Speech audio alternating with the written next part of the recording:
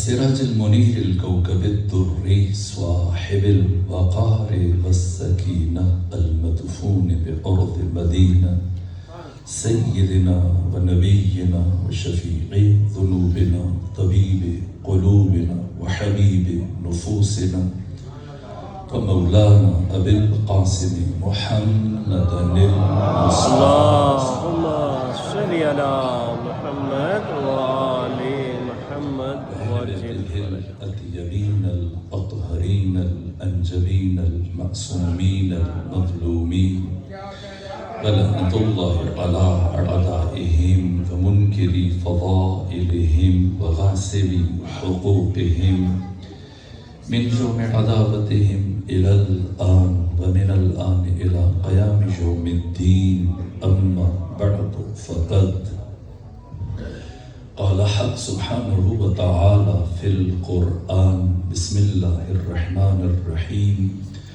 الله نور السماوات والأرض مثل نوره كمشكاة فيها مصباح المصباح في زجاجة الزجاجة كأنها كوكب دري يوقد من شجرة مباركة زيتونة لا شرقية ولا غربية يكاد زيتها يضيء ولو لم تمسسه نار نور على نور يهدي الله لنوره من يشاء ويضرب الله الأمثال للناس والله بكل شيء عليم صلوات بيجي خاندان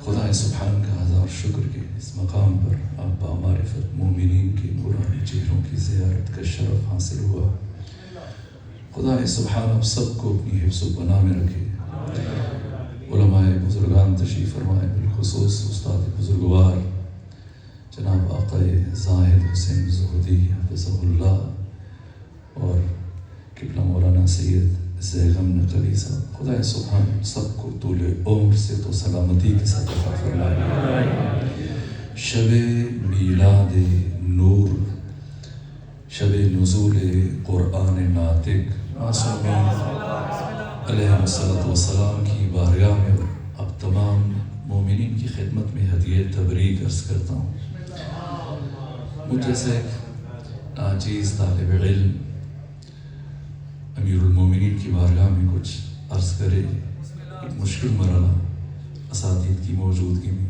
بہرحال جہاں سے کل اپنی گفتگو کو روکا تھا وہیں سے اپنی گفتگو کو آگے بڑھانے کی کوشش کریں گے شب میلاد نور خود مقام تعجب ہے کہ جناب فاطمہ بنت اسد سلام اللہ علیہا 13 رجب کو گھر کو چھوڑ کے یہ وہ موقع کہ خاتون جسے نگہداشت کی ضرورت ہے توجہ اور دیگر افراد کی مدد کی ضرورت پڑتی ہے لیکن تمام اہل خانہ کو چھوڑ کے جناب فاطمہ بنت اسد گھر سے چلی اس کیفیت میں اور بیت الشرف خانہ کعبہ کی طرف بڑھ رہی اور عجیب یہ کہ آ کر خانہ کعبہ کے دروازہ کے پاس نہیں رکی بلکہ دیوار کی طرف بڑھ رہی یہ خود عجیب ہے اس کا مطلب یہ کہ آپ کا آنا اتفاقی نہیں ہے کسی نے بلایا ہے اس کے بلانے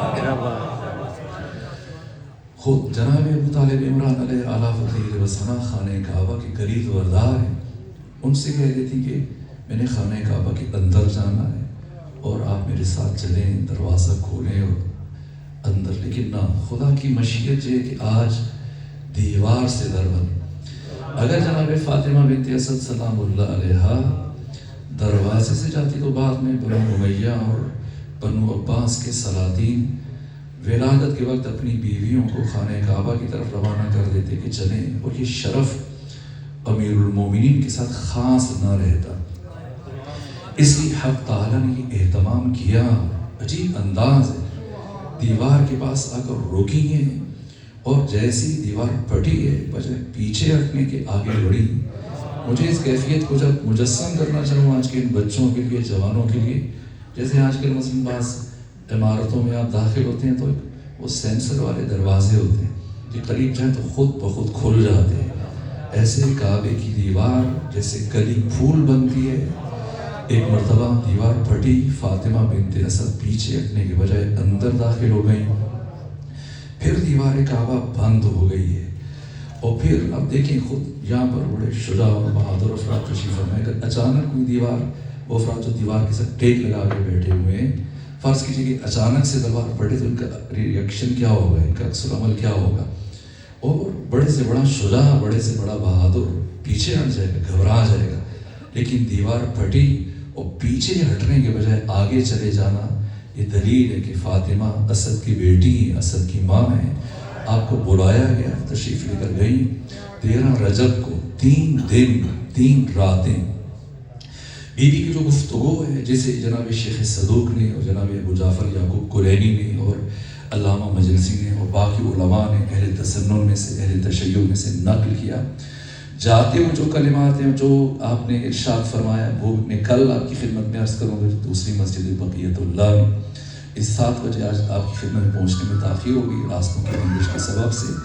اس کا راز، اور پھر وہاں سے جب بی بی باہر تشریف لائیں اور جو آپ کا نورانی کلام ہے اس کی جانب میں کل ہی آپ کی خدمت میں اشارہ کروں گا. لیکن رک کر جو آج کی پہلی بات آپ کی خدمت میں عرض کروں، یہ شرف خاص ہے امیر المومنین علی ابن ابی طالب علیہ آلاف و تحیید و ثنا کے ساتھ کہ علماء اہل تشیع کے علاوہ جتنے بھی اکابرین اہل تسنن نے، برجستہ ترین شخصیات، جہاں تک کہ امام حاکم نیشابوری جن کی وفات 405 ہجری میں ہوئی، وہ عظیم الشان شخصیت کے جنہوں نے صحیح بخاری اور صحیح مسلم کا تتمہ اور تکملہ پیش کیا ہے مستدرک علی صحیحین کے نام سے. یعنی وہی وہ 7 میزان اور معیارات جن کی بنیاد پر امام اسماعیل بخاری، امام مسلم بن حجاج نے صحیح مسلم تعریف کیے، صحیح بخاری تعریف کی. انہیں تمام معیارات پر وہ احادیث جو پوری اترتی تھی. لیکن 2 افراد نے کسی بھی وجہ سے انہوں نے نظر انداز کیا ہے، ان تمام احادیث کو جمع کیا ہے. امام حاکم نیشابوری جن کی وفات 405 ہجری میں ہوئی، اور انہوں نے یہ کلمات تحریر کیے اپنی مستدرک علی صحیحین کے صفحہ نمبر 3 جلد میں، صفحہ نمبر 133 پر. اس کے علاوہ وہ شخصیت کے بر صغیر پاک و ہند میں مکتب اہل تسنن کی جنہوں نے بنیاد رکھی، شاہ ولی اللہ محدث دہلوی، خاندان ولی اللہ کے سربراہ. یہ شاہ ولی اللہ محدث دہلوی جن کی وفات 1162 ہجری میں ہوئی، انہوں نے اپنی معروف و مشہور کتاب ازالۃ الخفا میں یہ جملے تحریر کی کہ وَقَدْ تَوَاتَرَتِ الْأَخْبَارُ، یعنی تمام روایات اور احادیث اور جتنی بھی ہم تک پہنچی ہیں باتیں سب کا اجماع ہے حد تواتر تک. تواتر کسے کہتے ہیں؟ حدیث متواتر کسے کہا جاتا ہے؟ خبر متواتر کسے کہا جاتا ہے؟ جسے 10 راوی جو ثقہ ہو، عادل ہو، ہر اعتبار سے، ہر میزان سے، ہر زاویے سے، اگر وہ 10 افراد کم سے کم تعداد جو 10 افراد نقل کریں اور پھر پورا ہم تک اس سلسلے میں کہیں پر رکاوٹ نہ ہو، جب تعنن کیا جائے، جب خود سے وہاں تک پہنچا جائے، یہ تمام کے تمام سلسلے کسی ایک مقام پر ٹوٹے نہیں. اگر وہ سلسلہ ٹوٹ جائے کسی ایک میں، مثلا 9 سلسلے کامل ہیں اور ایک سلسلے میں ایک راوی یا عادل نہیں ہے یا ثقہ نہیں ہے، معتبر نہیں ہے، یا کہیں پر ایک راوی کا بیچ میں سے سلسلہ ٹوٹتا ہے، یہ روایت متواتر نہیں کہلائے گی، یہ خبر متواتر نہیں کہلائے گی. کم سے کم 10. اور یہ اس سے متعلق یہ کہا ہے کہ شاہ ولی اللہ دہلوی نے کہ تمام اخبار روایات کا اس بات پر تواتر کی حد تک اجماع ہے ان علی ولد فی جوف الکعبہ، کہ وجود مبارک امیر المومنین علیہ آلاف و تحیید و ثنا وہ واحد شخصیت ہیں تاریخ آدم میں، تاریخ عالم میں، تاریخ خاتم میں، تاریخ بشر میں، تاریخ انسانی میں، کہ جن کے نور کو حق تعالیٰ نے خانہ کعبہ کے وسط میں اس کائنات میں ظاہر فرمایا. یہاں تک کہ ڈاکٹر عباس محمود عقاد انہوں نے اپنی معروف کتاب العبقریۃ الاسلامیہ، اس میں بڑی بڑی برجستہ ترین شخصیات سب نے لکھا، اور آج تک کسی نے سوائے ابن حزم الظاہری کی اور ابن تیمیہ جس کی وفات 728 ہجری میں ہوئی، ان دو افراد کے انہوں نے تذبذب و تشکیک کا مظاہرہ کیا ہے. آج تک کسی ایک اہل سنت عالم نے، کسی دانشور نے، کسی محدث نے، کسی مورخ نے اس پر اختلاف نہیں کیا. تاریخ بشر میں، تاریخ انسانی میں علی ابن ابی طالب وہ واحد شخصیت ہے کہ جن کے نور کے ظہور کے لیے خدا سبحان نے اپنے گھر کا انتخاب کیا. کل اس مطلب کے لیے بیان کرنے کے لیے میں زمینہ سازی کر رہا تھا اور ابتدائی مراحل آپ کی خدمت میں عرض کر رہا تھا کہ آخر یہ علی کون ہے کہ جن کے نور کے ظہور کے لیے اللہ نے اپنے گھر کا انتخاب کیا. شہید حق استاد سید مرتضیٰ مطہری نے اس نقطے کو بیان کیا اور مستقل کتاب تالیف کی اس موضوع پر.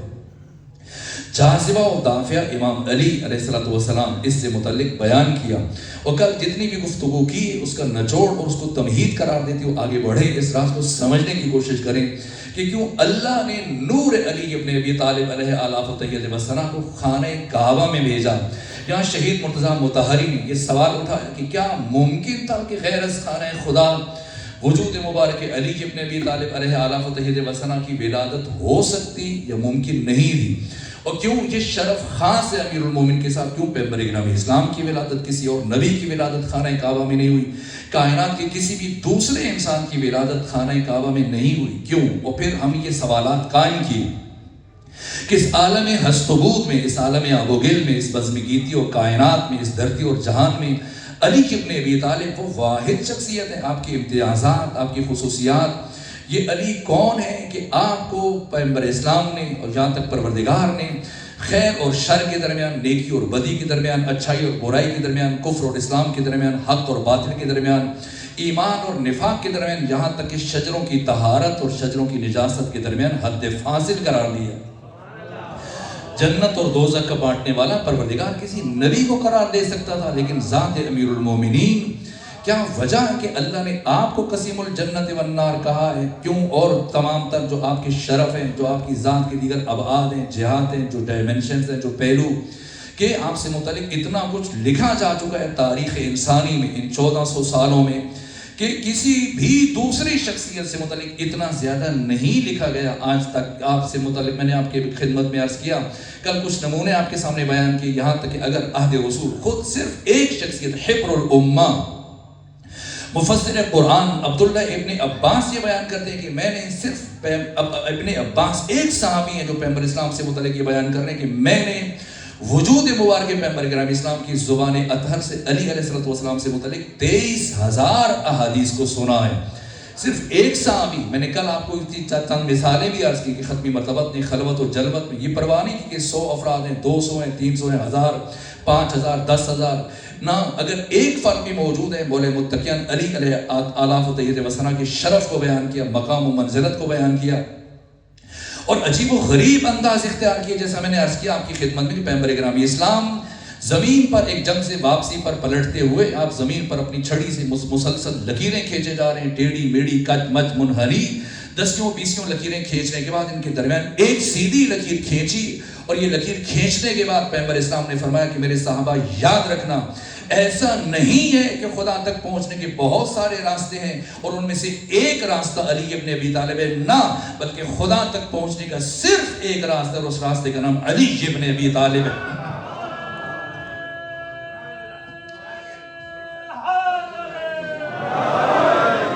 یہ سوال کہ آخر یہ علی کون ہے کہ جو سبیل جو خدا تک پہنچنے کے لیے وہ ایک واحد راستہ، یہ علی کی جن سے متعلق ختمی مرتبہ اپنی زندگی کا کوئی ایک دن نہیں چھوڑا جس دن علی کے مقام کو، علی کے شرف کو، علی کی عزت کو، علی کی فضیلت کو بیان نہیں کیا.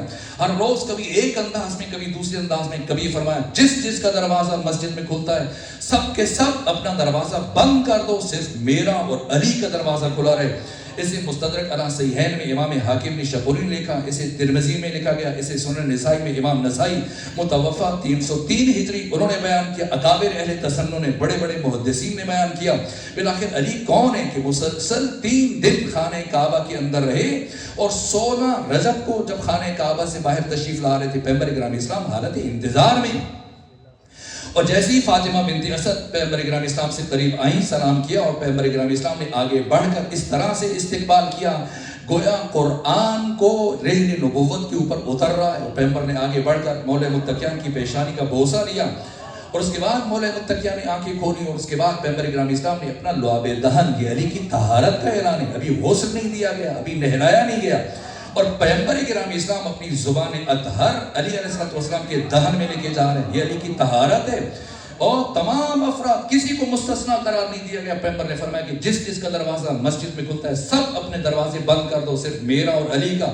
یہاں تک کہ عباس بن عبد المطلب پیغمبر گرامی اسلام کے چچا ہیں، انہوں نے بھی اعتراض کیا کہ صرف علی کا دروازہ کیوں کھلا رہے، اور باقی اور بہت برجستہ ترین افراد آگے بڑھ کر پیغمبر اسلام کی خدمت میں گزارشات کی، کسی نے کہا کہ کھوکھا کھلا رہے، میرے گھر کا روشن دان کھلا رہے، کسی کے ایک چھوٹا سا سوراخ ہو کہ میں دیکھتا رہوں، آپ اگر نماز کے لیے کھڑے ہوں تاکہ میں بھی پہنچوں، شامل ہو جاؤں، لیکن ختمی مرتبہ نے ایک سوراخ تک چھوڑنے کی اجازت نہیں دی، ایک کوئی کسی طرح سے کوئی کھڑکی چھوڑنے کی اجازت نہیں دی، روشن دان چھوڑنے کی۔ اور جب سب نے اعتراض کرنا شروع کیا، اور بالخصوص آپ کے چچا عباس بن عبد المطلب نے جب اعتراض کیا، تو پیغمبر گرامی اسلام نے فرمایا کہ اگر میں نے علی کا دروازہ کھلا رکھا ہے تو اپنی وجہ سے نہیں، حکم خدا تھا، تمہارے دروازے بند کیے اپنی وجہ سے نہیں، حکم خدا تھا۔ بالآخر یہ علی کون ہے کہ ان کی طہارت کا اس انداز سے اعلان کیا جا رہا ہے؟ ہر روز پیغمبر گرامی اسلام کبھی فرماتے میں علم کا شہر ہوں، علی اس کا دروازہ ہے، کبھی فرماتے میں حکمت کا گھر ہوں، علی اس کا در ہے، کبھی فرماتے ہیں حب علی یاکل الذنوب کما تاکل النار الحطب، علی کی محبت اس طرح سے گناہوں کو کھا جاتی ہے جس طرح سے آگ لکڑیوں کو کھا جاتی ہے۔ اور کبھی کیا انداز اختیار کیا، علی کی ولایت کا اعلان صرف غدیر میں نہیں ہوا، ساری زندگی ختمی مرتبہ قدم قدم پر ہر روز ہر مرحلے میں علی علیہ السلام کی ولایت کا، آپ کی عظمت و فضیلت و شرف و مقام کا اظہار کرتے ہیں۔ اور کیا عجیب انداز اختیار کہ ایک دن مسجد نبوی میں تشریف فرما ہے، ہزاروں صحابہ کرام بیٹھے اور سب کی موجودگی میں برابر ایک جملہ کہے جا رہے ہیں، کنت نبیا والآدم بین الماء والطین، کنت نبیا والآدم بین الماء والطین، میں اس وقت بھی نبی تھا جب آدم پانی اور مٹی کے درمیان تھے۔ اور صحابہ حیران پریشان سرگردان کہ آخر کیا وجہ کہ ختمی مرتبہ برابر ایک بات کہے جا رہے ہیں۔ یہاں تک کہ مولا متقیان علی ابن ابی طالب علیہ السلام مسجد میں داخل ہوئے، اور جیسے ہی پیغمبر اسلام کی آواز آپ کے کانوں سے ٹکرائی ہوئی، کھڑے کھڑے بیان کیا، یا رسول اللہ وکنت ولیا والآدم بین الماء والطین، یہ علی کی شرف کے اظہار کے طریقہ ہے، یہ کیا علی کی عزت کا راز کیا ہے۔ یہاں تک کہ علامہ جلال الدین سیوطی متوفہ 911 ہجری صاحب تفسیر در المنصور یہ روایت تحریر کی ہے، کہا کہ پیغمبر گرامی اسلام کا دعا مانگنے کا خاص طریقہ تھا، اسلوب تھا، انداز تھا۔ جب بھی کوئی حاجت مند مصیبت میں گرفتار پریشان حال ختمی مرتبہ کی بارگاہ میں حاضر ہو کر آپ سے التماس کرتا کہ اللہ کے رسول میرے حق میں دعا فرمائیے، تو پیغمبر اسلام کا طریقہ یہ تھا کہ اپنے ہاتھ دعا کے لیے اٹھاتے اور ان لفظوں سے دعا کرتے، اللہم ارحم علی فلان بحق علی، اے خدا تجھے علی ابن ابی طالب کی عزت کا واسطہ تو اس شخص کی پریشانی کو دور فرما۔ اور علامہ جلال الدین سیوطی نے، اہل تسنن کے دیگر محدثین نے، تاریخ نویسوں نے، اہل تشیع کے علماء نے تحریر کیا۔ اس زمانے میں کچھ افراد ایسے تھے جنہیں یہ بات اچھی نہیں لگتی تھی جب بھی کوئی آ جائے علی کا واسطہ، آخر ہم بھی موجود ہیں، کبھی کبھی پیغمبر گرامی اسلام کو ہمارا بھی نام لے لینا چاہیے۔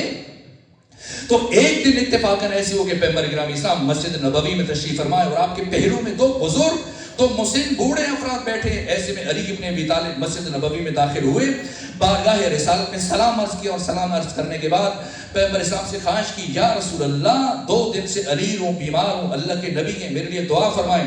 بس یہ سننا تھا۔ وہ دونوں افراد مسکرا کر ایک دوسرے کی طرف دیکھنے لگے، ایک نے دوسرے سے کہا بہت اچھا ہو گیا، پہلے کوئی بیمار ہوتا تھا، پریشان ہوتا تھا تو پیغمبر گرامی اسلام علی کا واسطہ دیتے تھے، آج علی خود مشکل میں ہے، آج علی خود بیمار ہے، اور پیغمبر کے پاس جب تو بیٹھا ہے جب میں بیٹھا ہوں، آج پیغمبر گرامی اسلام یا تمہارا نام لے گے یا میرا نام لے گے، کوئی تیسرا تو ہے نہیں۔ ابھی اسی انتظار میں کہ دونوں میں سے کس کا نام لیا جائے گا۔ ایک مرتبہ ختمی مرتبہ نے اپنے ہاتھوں کو دعا کے لیے بلند کیا۔ پہلے کیسے دعا کرتے تھے، پہلے کس طرح سے دعا مانگا کرتے تھے، اللہم ارحم علی فلان بحق علی، اے خدا تجھے علی کی عزت کا واسطہ تو اس شخص کی پریشانی کو دور فرما۔ اور آج جب خود علی ابن ابی طالب نے دعا کی خواہش کی، ایک مرتبہ ختمی مرتبہ نے اپنے ہاتھ دعا کے لیے اٹھائے، ان لفظوں کے ساتھ دعا مانگی، اللہم ارحم علی علی بحق کے علی شن، اے خدا تجھے علی ابن ابی طالب کی عزت کا واسطہ تو علی کی بیماری کو دور فرما. بس اتنا سننا تھا. ان دونوں کے دلوں میں جو بغض تھا زبان پر آ گیا. کہنے لگے یا رسول اللہ یہ کیا بات ہوئی، کوئی اور بیمار ہو جائے تو بھی علی کا واسطہ، آج علی بیمار ہے تو بھی علی کا واسطہ، کوئی اور مشکل میں ہو تو بھی علی کا واسطہ، آج علی مشکل میں تو بھی علی کا واسطہ. تو صاحب خلق عظیم کے چہرے پر، رحمت للعالمین کے چہرے پر ایک مرتبہ جلال کے آثار نمایاں ہوئے. فرمایا خاموش ہو جاؤ، تمہیں کیا پتا، میں تو جب اپنے لیے دعا مانگتا ہوں تو بھی علی کا واسطہ دیتا ہوں.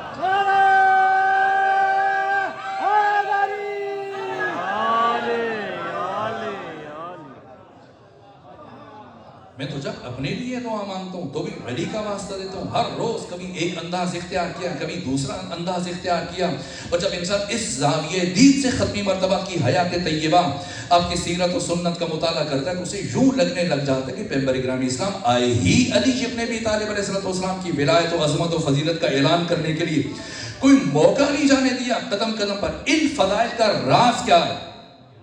اگر نے بیان کیا جائے کہ جتنے بھی فضائل ہیں، بالخصوص جن کی پہلوؤں کی طرف میں نے اشارہ کیا، یہاں تک کہ آپ شروع کیجئے کہاں سے، اہل رسول کے بعد خود ابو قحافہ یہ پہلے خلیفہ ہے، پھر دوسرے خلیفہ، کیا کیا بولے متقیان سے متعلق کس کس مرحلے پر.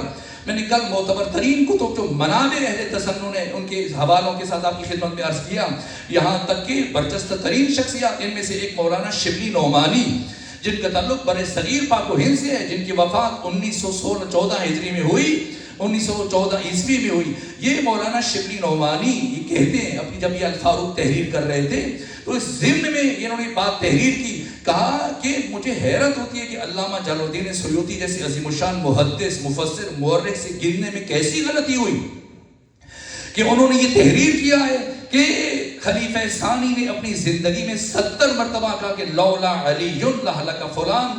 جب میں نے گنا ان موارد کو شمار کیا تو ان روایات کو جب میں نے جمع کیا، موارد کو جمع کیا، ان کی تعداد 114 تھی. 114. یہ کون لکھ رہا ہے؟ مولانا شبلی نعمانی تحریر کر رہے ہیں. اب برجستہ ترین شخصیات، جہاں تک یہ لکھا ہے کہا کہ خلیفہ ثانی اپنی زندگی میں یہ دعا کیا کرتے تھے کہ مم موزرۃ لیس لہا ابو الحسن، پروردگار مجھے کبھی ایسی مشکل میں نہ ڈالنا جس کے حل کے لیے علی ابن ابی طالب موجود نہ ہو. یہ روایات علماء اہل تسنن نے اپنی کتب میں تحریر کی ہیں. یہاں تک کہ خانہ کعبہ کا طواف کرنے کے بعد اپنے ساتھیوں کے ہمراہ جب خلیفہ ثانی ایک مقام پر مقام ابراہیم سے قریب تر کسی نقطے پر بیٹھے ہوئے اور باقی افراد بھی موجود ہیں، ایسے میں ایک شخص روتا ہوا آیا، اس کے دائنے رخسارے سے خون ٹپک رہا تھا. ایک مرتبہ جیسی خلیفہ کی نگاہ پڑی، پوچھا کیا ہوا؟ تو اس نے کہا ضربنی ابو الحسن، ابو الحسن نے مجھے مارا ہے، علی ابن ابی طالب نے مجھے مارا ہے. جیسے یہ سنا خلیفہ نے غصے سے کہا، علماء اہل تسنن کی 10-20 کتابوں میں یہ روایت موجود ہے، ایک مرتبہ غصے سے کہا کہ بلاؤ ابو الحسن کو، بلاؤ علی ابن ابی طالب کو. جیسی حضرت کو بلایا گیا کہ علی کیوں مارا اپنے ابو الحسن، آپ نے کیوں مارا اس شخص کو؟ تو مولا متقیہ نے فرمایا کہ میں خانہ کعبہ کا طواف کر رہا تھا، یہ شخص میرے آگے آگے چل رہا تھا، طواف کر رہا تھا، اور میں نے دوران طواف محسوس کیا کہ یہ مسلمانوں کے حرم کی طرف نگاہ بد ڈال رہا ہے. میں نے اسے تذکر دیا، امر بالمعروف کیا، اسے سمجھایا کہ اللہ کے گھر میں ایسے نہ کرو، حق تعالیٰ کے حق کی حرمت کا خیال کرو، احساس کرو. لیکن میرے تذکر کے باوجود، نصیحت کے باوجود، امر بالمعروف کے باوجود میں نے محسوس کیا کہ برابر مسلسل مسلمانوں کے حرم کی طرف نگاہ بد ڈال رہا ہے. تو پھر میری غیرت نے گوارا نہ کیا اور میں نے اس کے چہرے کے اوپر تھپڑ دے مارا. یہ اہل تسنن کے محدثین نے، مورخین نے، سیرت نگاروں نے لکھا.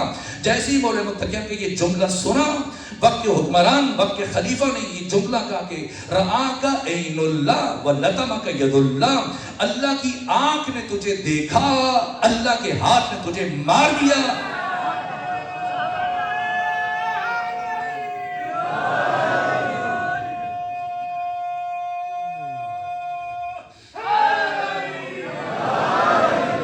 عمر ابن اللہ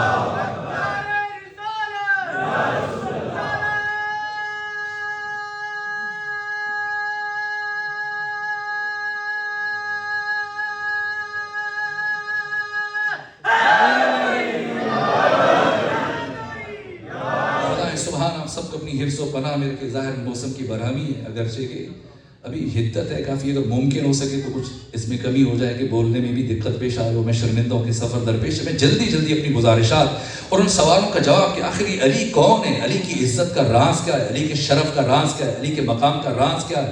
اور اگر میں برجستہ ترین یہ اس لیے عرض کروں کہ ایسے دشمنوں کی زبان سے کہ جملے جاری ہو رہے ہیں.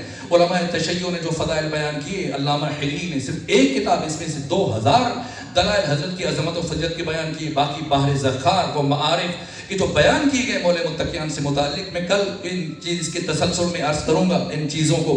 علماء امامیہ کی جو روایات ہیں اور جو احادیث ان کے ذریعے سے پہنچی ہیں اور حضرت کی شخصیت کے جو ابعاد اور پہلو ہیں، آیت نور کے ضمن میں کل آپ کی خدمت میں عرض کروں گا. لیکن آج گفتگو کو آگے بڑھاتے ہوئے صرف یہ چند پہلو علماء اہل تسنن، میں نے کل برجستہ ترین شخصیات کی بات کی ہے، یہاں تک کہ 1400 سالوں میں جو بڑی شخصیتیں، وزنی شخصیتیں دنیا تفسیر میں، دنیا حدیث میں، فقہ میں، باقی علوم میں جو اپنی مثال آپ سمجھے جاتے ہیں، سیاہ ستہ کے مؤلفین، ان کے جو کلمات مولا متقیان کے لیے اپنی کتب میں جو انہوں نے بیان کی، یہاں تک امام نسائی مولا متقیان کی محبت میں شہید راہ ولایت ہیں، عشق علی میں شہید ہوئے ہیں. ان 6 کتابوں میں سے ایک کے لکھاری سنن نسائی کے لکھنے والے امام نسائی.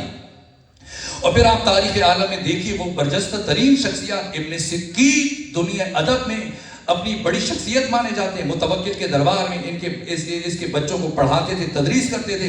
اور ابن سکیت جنہوں نے اپنے عقیدہ چھپا رکھا تھا، یہ عظیم الشان معلم، یہ ادیب، شاعر، ایک مرتبہ جب امتحان لیا متوکل عباسی کے بچوں کا، یہ 232 ہجری میں اس کی حکومت شروع ہوئی ہے تو 247 تک تقریباً 15.5 سال حکومت کی. اور یزید کے بعد دشمنی اہل بیت میں بدترین فرد متوکل عباسی جو 41 برس کی عمر میں پھر اپنے بیٹے منتصر کے ہاتھ سے مارا گیا. تو اس نے ایک مرتبہ جب اس کے بچوں کو پڑھایا، ابن سکیت نے پورا سال اور سال پڑھانے کے بعد جب امتحان لیا، سال گزرنے کے بعد تو انہوں نے نمایاں کامیابی حاصل کی. تو جوش میں آ کر چونکہ مولا متقیان کی نسبت کی خاص بغض رکھتا تھا ابن سکیت، کہنے لگا اے ابن متوکل بغض رکھتا تھا، ابن سکیت بتائیے آپ کی نگاہ میں میرے یہ 2 بیٹے افضل ہیں یا علی کے بیٹے حسن حسین افضل ہیں؟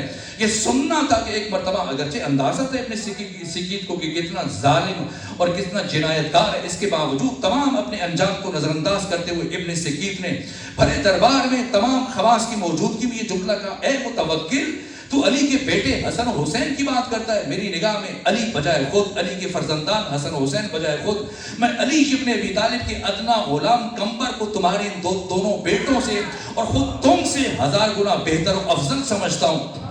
آخر کہ علی کون ہے کہ جن کی محبت میں اس مطلب کو استاد حق شہید مرتضیٰ مظاہری نے بیان کیا، مستقل کتاب لکھی ہے کہ تاریخ انسانی میں کسی ہستی کے اتنے زیادہ دوست نہیں ہیں، کسی شخصیت کے اتنے زیادہ دشمن نہیں ہیں. علی کے دوست اپنی دوستی میں شدید ہیں، علی کے دشمن اپنی دشمنی میں شدید ہیں. یہاں تک کہ خود مولا متقیان فرماتے ہیں کہ اگر میرے دشمن کو 7 اقلیم کی حکومت دے دی جائے، 7 آسمان 7 زمینیں اس کے سپورٹ کی جائیں اور اسے خواہش کی جائے کہ علی سے محبت کرو، وہ ایسا نہیں کرے گا. آخر اس کا راز کیا ہے؟ اور حضرت فرماتے ہیں کہ اگر میرے محب کو، میرے چاہنے والے کو، میرے عاشق کو، میرے شیعہ کو اگر میں خود اس کی گردن پر سب اس طرح سے ایک تلوار رکھ کر اس سے مطالبہ کروں کہ میں مجھ سے اظہار برات کرو ورنہ قتل کر دیے جاؤ گے، تو اپنی جان قربان کر دے گا لیکن مجھ سے اظہار برات نہیں کرے گا. اصلاح محدود محبت کا راز کیا ہے؟ دوسری جانب اس دشمنی کا راز کیا ہے؟ یہ علی علیہ السلام کی خصوصیات، یہاں تک کہ سردار کیا کیا شخصیات ہیں، یہاں تک اس مقام پر اس مناسب ترین ماحول میں جبکہ آپ قالینوں کے اوپر تشریف فرمائیں اور میں ممبر پر بیٹھ کر بہت آرام، سکون، اطمینان سے مولا متقیان کی شخصیت کی چند پہلو آپ کی خدمت میں عرض کرنے کی کوشش کر رہا ہوں. لیکن جائیے چشم تخیل کو لے چلیں جہاں پر رشید حجری کیا مرحلہ ہے کہ عشق علی اور محبت علی میں دونوں ہاتھ کاٹ دیے گئے، دونوں پاؤں کاٹ دیے گئے اور اب دونوں ہاتھ اور دونوں پاؤں کو اس طرح سے باندھ دیا گیا آگے کپڑے سے، رسی سے کہ خون رس رہا ہے. اور یہ تدریجی موت، سخت ترین موت، آپ کے جن عزیز بیٹیاں بیٹے، آپ کے گھر کی خواتین، اہل محلہ سے باقی افراد سمٹ کر آپ کے دائیں بائیں اکٹھے ہوئے، سب رو رہے ہیں، پیٹ رہے ہیں. یہ عشق علی ہے کہ ایک مرتبہ رشید حجری نے کہا کہ رونا پیٹنا چھوڑو، جلدی سے کچھ لکھنے کا سامان لے کر آؤ تاکہ میرے سینے میں علی ابن ابی طالب کی جو فضائل موجود ہیں جو میں پیغمبر گرامی اسلام کی زبان سے مجھ تک پہنچے میں تم تک بیان کر دوں، تم انہیں محفوظ کر سکو. آخر یہ علی کون ہے کہ جن کی محبت میں میثم تمار جیسی شخصیت، سارے سردار کس انداز سے، میں نے عرض کیا ممبر پر بیٹھ کے علی کے فضائل بیان کرنا. اور آج کے دن میں چونکہ اس کا آخری شعر خاص مولا متقیان سے متعلق ہے، مرحوم اختر چنیوٹی نے کیا خوبصورت انداز میں بیان کیا کہ فراز دار سے میسم بیان دیتے ہیں، رہے گا ذکر علی ہم زبان دیتے ہیں، اور صفیں بناؤ محبو کے دار سے میثم نماز عشق علی کی اذان دیتے ہیں، اور علی کی جائے ولادت کی جب بھی بات چلی کہاں خدا نے ہم اپنا مکان دیتے ہیں۔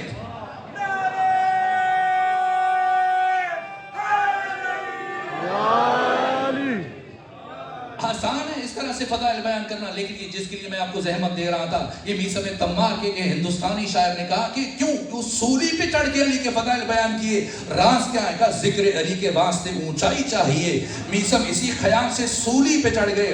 یہ میثم تمار ہے، یہ رشید حجری ایسی برجستہ ترین شخصیات، خود امام نسائی ہیں، خود قاسم بن ہارون الرشید کا اپنا بیٹا قاسم ہے، لیکن عشق علی میں، محبت علی میں، حکومت کو چھوڑ کر، اپنے باپ کے آرام و آسائش کو چھوڑ کر کس طرح سے جلا وطنی میں رحلت کی۔ یہ شخصیت، اس کا راز بیان کیا استاد حق شہید مرتضیٰ مطہری نے کہ علی کون ہے، کہ وہ ہستی کے جسے پروردگار نے خیر اور شر کے درمیان، نیکی اور بدی کے درمیان، اچھائی اور برائی کے درمیان، کفر اور اسلام کے درمیان، ایمان اور نفاق کے درمیان، شجروں کی طہارت، شجروں کی نجاست کے درمیان حد فاصل قرار دیا ہے۔ یہاں اس کو سوال پر کا جواب دینے کے لیے استاد شہید مرتضیٰ مطہری نے کتاب لکھی، بس میں چند جملوں میں نچوڑ عرض کر کے آپ کی زحمتوں کو تمام کرنا چاہوں گا۔ کہا کہ ان میں سے باقی جتنے بھی پہلو ہیں علی کی شخصیت کے، کوئی ایک پہلو حضرت کی شخصیت کا کما حق تعارف نہیں بن سکتا، نہ علی کی شجاعت، نہ علی کا علم، نہ علی کا زہد، نہ علی کی باقی شخصیت کے جو ابعاد ہے، علی کا صبر، علی کا استقلال، علی کی معرفت، علی کی حکومت چلانا، علی کی سیاست، باقی جتنے بھی ڈائمنشنز ہیں، جتنے بھی پہلو ہیں، اگر کوئی انہیں پڑھے گا ڈور کا سرا اس کے ہاتھ میں نہیں آئے گا۔ علی تاریخ انسانی کی شجاع ترین شخصیت ہے کہ اسلام کی 83 جنگیں جن میں مولا متقیان نے عہد رسول میں شرکت کی، آپ دیکھیں کہ ان جنگوں میں سے کون سی جنگ ہے جو وجود مبارک علی ابن ابی طالب علیہ آلاف سید بنا ثنا کے بغیر فتح ہوگی۔ حتیٰ کہ بدر جس سے متعلق جورج جرداق یہ عیسائی مورخ ہیں، کہاں جنگ بدر اسلام کی پہلی جنگ ہے، جنگ بدر اسلام کی ابتدائی ترین جنگ ہے۔ اس جنگ میں اگر مسلمانوں کو شکست ہو جاتی، اسلام ہمیشہ کے لیے نابود ہو جاتا، اور کہاں اس جنگ کی فتح کا واحد سبب صرف اور صرف علی علیہ السلام کی شجاعت اور علی کی بہادری ہے۔ اس جنگ میں کچھ 70 کافر مارے گئے، 35 کو بنفس نفیس مولا متقیان نے اپنے ہاتھ سے قتل کیا، باقی 35 میں خود مولا متقیان کی شمولیت ہے۔ اور ان جو 35 مولا کے ہاتھ سے مرے یہ بڑے دشمن تھے، عتبہ، عتیبہ، شیبہ، ولید، حنظلہ، یہ خواص امیر شام کا نانا ہے، اس کے نانا کا بھائی ہے، اس کا ماموں ہے، خود اس کا بھائی حنظلہ، ولید، یہ سب کے سب مولا متقیان کے ہاتھ سے مرے۔ جنگ احد مشکل ترین جنگ، یہاں تک کہ شاہ ولی اللہ دہلوی کی اس خاندان کے چشم و چراغ شاہ عبدالحق محدث دہلوی نے لکھا ہے مدارج النبوہ میں کہ جنگ احد میں جب سب کے سب خالد بن ولید نے، اکرمہ بن ابی جہل نے، جب یہ سب بھاگ کے کافر اور مسلمان والے غنیمت سمیٹنے مصروف ہوئے، اور ایسے میں اکرمہ بن ابی جہل اور خالد بن ولید نے پہاڑی کا چکر کاٹ کے دوبارہ سے حملہ کیا، اور مسلمان کے جو مال غنیمت سمیٹنے میں مصروف تھے، ان کو اچانک حملے کی تاب نہ لاتے ہوئے ان کے قدم اکھڑ گئے، بھاگ نکلے، اور سب کے سب پیغمبر کرام اسلام کو چھوڑ کر چلے گئے۔ قرآن مجید بیان کر رہے ہیں استسعدون ولا تلون علی احد والرسول یدعوکم فی اخراکم، کہ تم پہاڑ کے اوپر چڑھے چلے جاتے اور رسول پیچھے پیچھے تمہیں آوازیں دے رہے تھے، مگر تم رسول کی آواز پر لبیک نہیں کہہ رہے تھے۔ ایسے مرحلے میں خود مولانا شبلی نعمانی نے اشارہ کیا کہ جب سب پیغمبر کو چھوڑ کر چلے گئے، میدان جنگ میں یا نبی نظر آ رہے تھے یا علی نظر آ رہے تھے، اور تنہا علی نے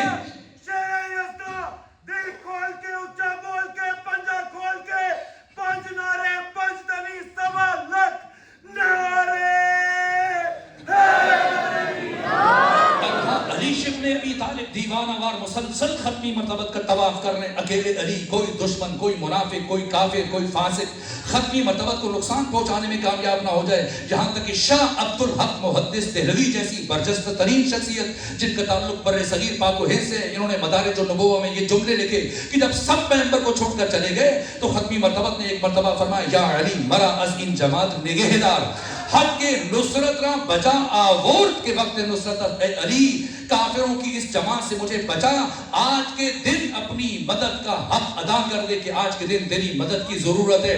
یہ تین جملے جب پیغمبر کرام اسلام نے فرمایا جو شاہ عبدالحق محدث دہلوی نے مدارج النبوہ میں لکھے، یا علی مرا از این جماعت نگہدار، حق کے نصرت را بجا آورد کہ وقت نصرت، اے علی کافروں کی اس جماعت سے مجھے بچا، آج کے دن اپنی مدد کا حق ادا کر دے کہ آج کے دن تیری مدد کی ضرورت ہے۔ اگر ان تین جملوں کو سمیٹا جائے اور خلاصہ کیا جائے تو جنگ احد میں پیغمبر اسلام نے یہی تو کہا نا کہ یا علی مدد، تو یہاں پر علی علیہ السلام مسلسل دیوانہ وار ختم مرتبت کا طواف کر رہے ہیں کہ ایسے میں اچانک سے جبکہ مسلسل آگے بڑھ کر دشمنوں کے حملوں کو روک رہے ہیں، لوہے کی تلوار ہے، کہاں تک ٹکراتی، ایک مرحلے میں علی کی تلوار ٹوٹ گئی، کوئی اور ہوتا ہمت جواب دے جاتی، حوصلے پست ہو جاتے، خود کو دشمن کے حوالے کر دیتا، لیکن یہ علی ہیں جن سے متعلق اقبال کہتے ہیں کہ کافر ہو تو شمشیر پہ کرتا ہے بھروسہ، مومن ہو تو بے دیکھ بھی لڑتا ہے سپاہی۔ تلوار ٹوٹ چکی ہے لیکن ہمت جوان ہے علی ابن ابی طالب نے ٹوٹی ہوئی تلوار سے بازوں کو اپنے مکوں سے، بازوں کو اپنی ٹھوکروں سے، بازوں کو گھوڑے کی ٹاپوں سے اس عجیب انداز سے جب مقابلہ کرنا شروع کیا، خدا سبحان نے جب یہ دیکھا کہ میرا اکیلا شیر وہ بھی نہتا برابر میں دشمن کا ہزاروں کا لشکر پوری طرح سے جنگ سے لیس، ایسے عالم میں پروردگار نے آسمان سے تلوار اتاری جسے سورہ الحدید میں بیان کیا گیا، وَأَنزَلْنَا الْحَدِيدَ، ہم نے لوہے کو نازل کیا، لوہا تو زمین سے نکلتا ہے، یہ کون سا لوہا ہے جسے پروردگار آسمان سے بھیج رہا ہے؟ یہ وہ علی کی ذوالفقار ہے جسے جنگ احد میں علی کے لیے بھیجا گیا، جیسی ذوالفقار آئی ہمت بڑھی، حوصلے بڑھے، بلبلہ بڑھا، علی علیہ آلاف و تحیید و ثنا نے تن ذوالفقار کے آتے ہی ایسے تابڑ توڑ ہمت شکن حوصلہ شکن حملے شروع کیے کہ ہزاروں دشمن دوبارہ سے میدان جنگ سے بھاگ نکلے۔ یہ پہلی جنگ اور واحد جنگ ہے جس میں علی ابن ابی طالب نے دشمن کا تعاقب کرنا شروع کیا اور آگے بڑھ بڑھ کر جب حملے کر رہے تھے، ایسے میں آسمان کے ملائک، آسمان کے فرشتے، آسمان کے قدسی جو آسمان کی کھڑکیاں کھول کر علی ابن ابی طالب کی شجاعت کے مناظر ملاحظہ کر رہے تھے، بارگاہ حق سے اجازت طلب کی اور جب اجازت ملی اب جبریل آگے آگے، باقی فرشتے پیچھے پیچھے۔ اب یہ فرشتے زمین پر نہیں آئے تھے کہ آسمان اور زمین کی درمیانی فضاؤں میں یہ ترانے گونج اٹھے، یا علی لا فتح الا علی ولا سیف الا ذوالفقار۔ اے علی، آسمان کے فرشتے بھی یہ مان گئے کہ اس کائنات میں اگر کوئی تلوار ہے تو صرف ذوالفقار ہے اور اگر کوئی شجاع ہے تو صرف علی ہے۔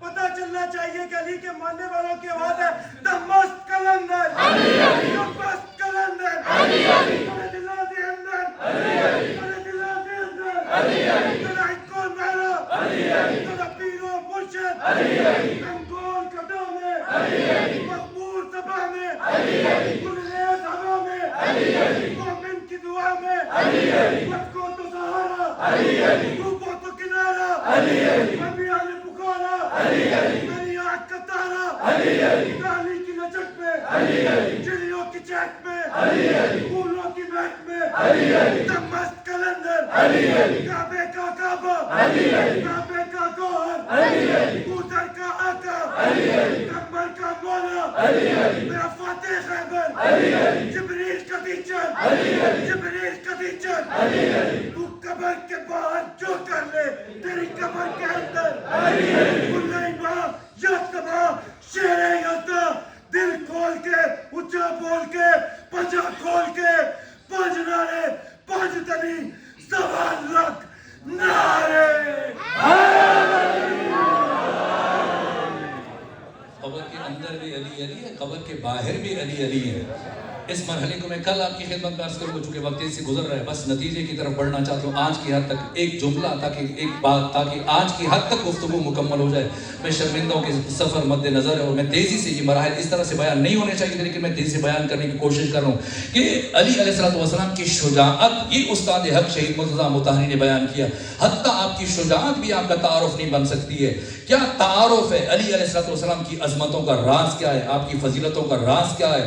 وہ ڈور کا سرا، وہ زاویہ دید، وہ افق جہاں پر کھڑے ہو کر وہ کون سی اینک ہے کہ وہ اینک لگا کر کس نگاہ سے علی کو دیکھے تو علی علیہ السلام کی اس آفاقی شخصیت کی ابجد کو سمجھنے میں کامیاب ہو سکتا ہے۔ ورنہ علی کائنات کے شجاع ترین انسان ہے۔ اگر صرف اسی موضوع کو بیان کیا جائے اس کے لیے گھنٹوں بلکہ دن چاہیے۔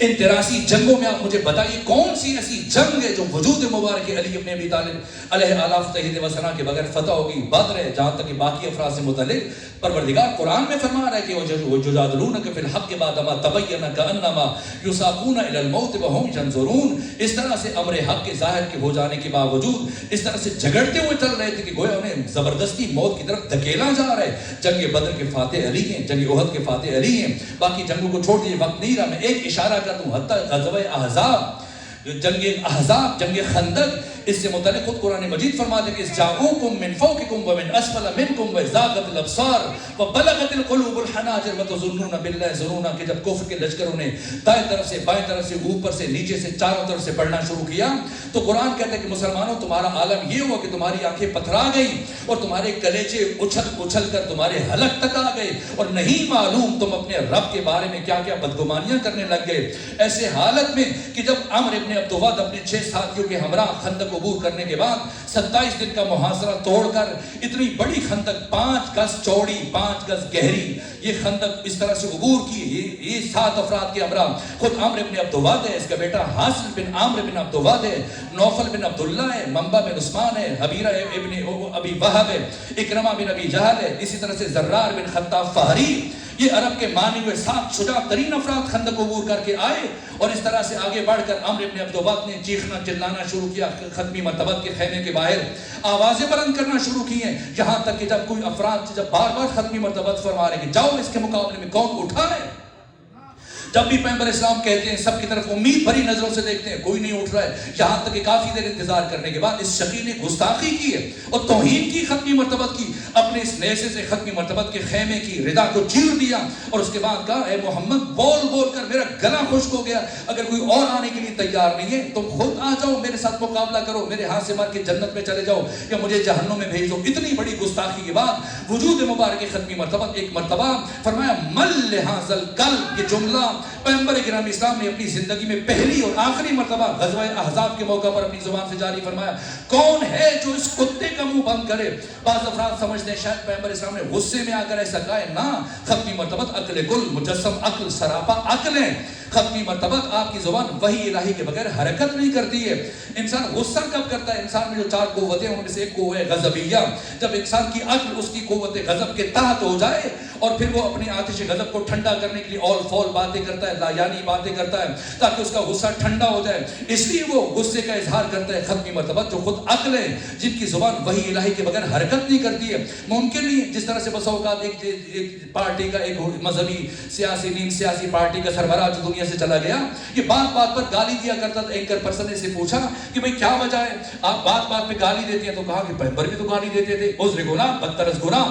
جب اس اینکر پرسن نے پوچھا کہ پیغمبر نے کب گالی دی؟ کہا جنگ احزاب میں نہیں کہا، پیغمبر اسلام نے عمرو بن عبدود کے لیے کہ من لحاظ القلب، اگر پیغمبر کسی کو کتا کہہ سکتے تو ہم کیوں نہیں کہہ سکتے؟ نہ، پیغمبر گالی نہیں دے رہے تھے، پیغمبر خود عقل ہے، مجسم عقل ہے، سراپا عقل ہے، آپ کی زبان وحی الہی کے بغیر حرکت نہیں کرتی ہے، آپ پر ہمیشہ عقل کی حاکمیت ہے، آپ کے مملکت وجود پر آپ تعالیٰ کی حاکمیت ہے، آپ کبھی ممکن نہیں کہ مغلوب الغضب ہو، اگر آپ سے متعلق یہ عقیدہ رکھا جائے وہ سب کچھ ہو سکتا ہے، مسلمان نہیں ہو سکتا۔